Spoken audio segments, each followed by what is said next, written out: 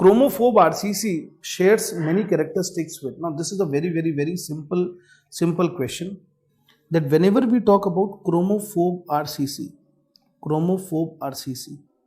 the origin of chromophobe RCC, answer is intercalated cells of DCT. So distal convoluted tubule and intercalated cells. And you have to understand that this is a malignancy. This is the malignancy. But there is a similar looking tumor which is known as oncocytoma, which is most common benign tumor of the of the kidney. This is also having the same origin. So the origin is same.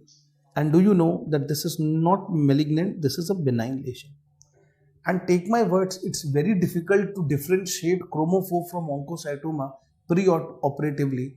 Why? Because pre-operative biopsies are not done for RCC, since majority of them are RCC, that is, majority of them are malignant. So renal tumors, we don't do biopsies because majority of the renal tumors are malignant and there is a risk of transperitoneal or a retroperitoneal seeding of the tumor. So it's purely on the clinical features and the radiological findings that we decide we have to go for surgery or no. Now, do you know that chromophobe and oncocytoma, they look alike same? Even though oncocytoma has that classical stellate or a spoke wheel appearance, but still that is not definitive. Do you know it is only on the post-operative biopsy that you can differentiate? So how can you differentiate? Answer is the stain. There is a very important stain which is known as Hale colloidal iron.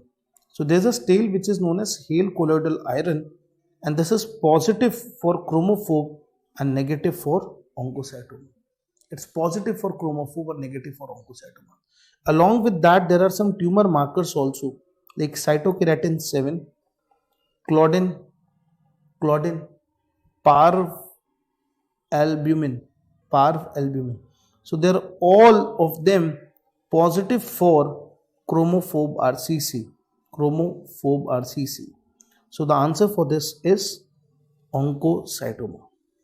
Subscribe and press the bell icon so you never miss an update from PrepLadder.